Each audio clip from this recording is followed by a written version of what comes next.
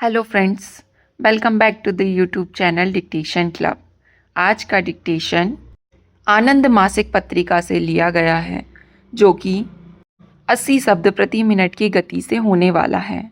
अगर आपको इसकी पीडीएफ अलग से चाहिए तो नीचे डिस्क्रिप्शन बॉक्स से आप टेलीग्राम ज्वाइन कर सकते हैं, वहाँ आपको इसकी पीडीएफ मिल जाएगी। इसके अलावा अगर आप और भी प्लेलिस्ट चाहते हैं, जैसे कि रामधारी गुप्ता खंड 1, खंड 2, newspaper dictation, 10 minute non stop dictations, previous year dictations, तो उसकी लिंक भी आपको नीचे डिस्क्रिप्शन बॉक्स में मिल जाएगी। और आपको डिक्टेशन पसंद आते हैं तो वीडियो को लाइक ज़रूर करें और चैनल को सब्सक्राइब कर लें, ताकि भविष्य में आने वाले डिक्टेशन आपको मिलते रहें। तो ज़्यादा समय ना लेते हुए डिक्टेशन स्टार्ट करते हैं 5 सेकंड के बाद।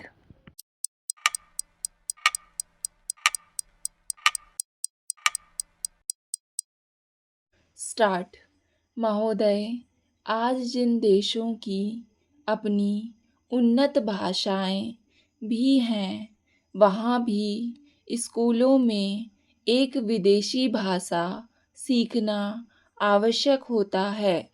वह भाषा चुनने की अनुमति होती है, अंग्रेजी हो, फ्रेंच हो या जर्मन हो या कोई और हो। लेकिन हम वास्तव में क्या देखते हैं कि आजकल लोग चाहे रूस के हों, चाहे दूसरे देशों के हों, अंग्रेज़ी ज़्यादा चुन रहे हैं। अब हमें एक लाभ है कि अंग्रेजी का ज्ञान हमें थोड़ा बहुत पहले से ही है और अंग्रेजी सिखाने के साधन भी थोड़े बहुत हैं। यह मैं मानती हूँ कि पहले जितने साधन थे उनसे अब कम हो गए हैं। अंग्रेजी का स्तर बिल्कुल नीचा हो गया है और कभी-कभी जो अंग्रेजी हमारे यहाँ बोली जाती है, वह एक ढंग से हमारी ही भाषा है। वह शायद किसी दूसरे देश में ठीक-ठीक समझ में भी ना आए, लेकिन यह सब होते हुए भी अंग्रेजी एक कड़ी है। जैसे हम राष्ट्र की कड़ी चाहते हैं, वैसे एक अंतर्राष्ट्रीय कड़ी भी होनी चाहिए। लेकिन भाषा समस्या ने हमारे देश में जो रूप लिया है, वह अद्भुत ही है। किसी ना किसी कारण, गलत या ठीक, दक्षिण के लोगों को यह ख्याल हो गया है कि अंग्रेजी आने से हमारी नौकरियों को खतरा पैदा हो जाएगा। स्वभावतः इससे आंदोलन हुए। अभी हमारे माननीय सदस्य ने कहा कि यह भ्रम उत्तर भारत के विद्यार्थियों को भी हो गया है। अब कोई रास्ता निकालना है जिससे कि यह भ्रम उनके मन से निकल जाए। अब वास्तविकता क्या है? वास्तविकता यह है कि अच्छी लगे चाहे नहीं लगे, अंग्रेजी चल रही थी। हमने जब हिंदी को राजभाषा कहा तो उससे स्थिति बदली। अब जो हम यह संशोधन विधेयक ला रहे हैं, इससे हिंदी राजभाषा बनी रहेगी। हिंदी की जगह ना कम हुई, ना उसका महत्व कम हुआ, बल्कि साथ साथ हम कह रहे हैं कि हिंदी को सिखाने के लिए और जोर के साथ चेष्टा होगी। हर वर्ष उसकी रिपोर्ट सदन के सामने रखी जाए और सदन देख सकेगा कि काम अच्छी तरह से चला या नहीं और क्या कमियां हैं। हिंदी भाषी लोगों के सामने यह समस्या रही है कि जब हिंदी का सीखना बढ़ रहा है और जब हिंदी में उत्तरोत्तर काम बढ़ेगा तो वह उस नए नक्शे में कैसे बैठेंगे। इसका रास्ता यह ढूंढा गया है कि उनके लिए अनुवाद हो और जो लोग अभी हिंदी नहीं जानते हैं उनके लिए हिंदी सिखाने का भी प्रबंध हो ताकि उन्हें कोई कठिनाई महसूस नहीं हो। जब एक बीच का रास्ता ढूंढा जाता है तो आप सभी को मालूम है कि सभी लोग उसका विरोध करते हैं क्योंकि उससे किसी को भी पूरी तरह संतोष नहीं होता। यह लाचारी है क्योंकि किसी की भी इस समय पूरी बात नहीं मानी जा सकती।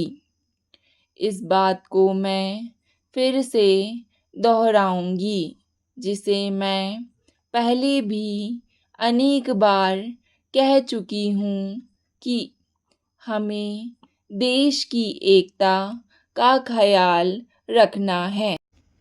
महोदय, मेरा एक ही ध्येय है कि एक नीति हमने बनाई है जिससे एक कड़ी इस देश में कुछ ऐसे दल हैं, हमारे इस सदन में भी हैं, जो ऐसी कड़ी नहीं चाहते हैं, जो कहते हैं कि सब भाषाओं को चलने दें। एक कड़ी की कोई आवश्यकता नहीं। मैं इसे खतरनाक मानती हूँ। अगर होगा तो देश के टुकड़े टुकड़े हो जाएंगे, देश की एकता नष्ट हो जाएगी। यही कारण है कि हम हिंदी को एक कड़ी बनाना चाहते हैं और यह मुख्य कारण है कि मैं चाहती हूँ कि हिंदी बढ़े। इसलिए जब कोई भी ऐसा कदम उठाए, कोई भी ऐसा कार्य करे जिससे हिंदी ना बढ़े, यानी कड़ी रहने की भावना लोगों के दिलों से चली जाए तो मुझे दुख होता है। मुझे खुशी है कि श्री जयप्रकाश नारायण और विनोबा भावे जैसे नेताओं ने वक्तव्य दिए हैं कि भाषा आंदोलन में हिंसा का प्रयोग नहीं होना चाहिए। एक आश्चर्यजनक बात यह है कि बहुत से हमारे विद्यार्थी भाई जो साइन बोर्ड वगैरह पोत रहे हैं, जो अंग्रेज़ी के विरोध में बोल रहे हैं, वे स्वयं यह प्रचार अंग्रेज़ी में ही कर रहे हैं, हिंदी में नहीं कर रहे हैं। हमारे एक मंत्री ने मुझसे कहा कि जब विद्यार्थी उनसे अंग्रेजी में बोले तो बराबर हिंदी में जवाब देते गए, लेकिन वे अंग्रेज़ी में ही बोलते गए। हम चाहते हैं बाहर से लोग हमारे देश आएं। हम चाहते हैं कि पर्यटक हमारे देश में आएं, लेकिन जब अंग्रेज़ी के साइन बोर्ड को मिटाने जैसे आंदोलन हों तो इससे कोई सहायता मिलने वाली नहीं है। मेरी यह प्रार्थना है कि आप सबने जो जोश प्रकट किया है, अपना दिल हल्का किया है, अब आप सब देश की एकता के लिए इस विधेयक को मान लें।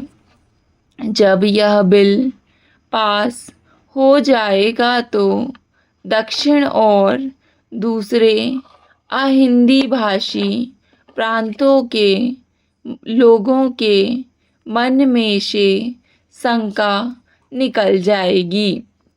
हम उन्हें कई वर्षों से आश्वासन दे रहे हैं, अब इसे और टाला जा नहीं सकता। इसके बाद हम सब साथ बैठकर समस्या का रास्ता निकाल सकते हैं। ये समस्याएं नारे लगाने से हल नहीं होंगी। हमें ठोस कदम उठाने पड़ेंगे, जिससे हमारे देश के लोग हिंदी सीखें और हम हिंदी को एक कड़ी बना सकें। हम बाकी दुनिया से कुछ अलग इसलिए हैं कि बाकी दुनिया में क्या हो रहा था, खासकर विज्ञान और प्रौद्योगिकी के क्षेत्र में, उससे हम बिल्कुल वंचित थे। जब तक हम इस तरह से कटे रहेंगे, तब तक हम अपनी भाषा को कितना ही बढ़ाएं, आगे नहीं बढ़ सकते। हमारी भाषाएं बढ़ें तो अच्छा है और यह आवश्यक भी है, लेकिन मैं एक अंतर्राष्ट्रीय कड़ी का होना भी आवश्यक मानती हूँ। और अगर हम आज अंग्रेज़ी को चाहते हैं तो यह बिल्कुल नहीं चाहते कि वह राष्ट्रभाषा हो, वह हिंदी की जगह ले या किसी दूसरे प्रदेश की भाषा की जगह ले। यह नहीं हो सकता और ना कोई इसको चाहता है। स्टॉप। डिक्टेशन पसंद आए तो वीडियो को लाइक तथा चैनल को सब्सक्राइब ज़रूर करें। धन्यवाद।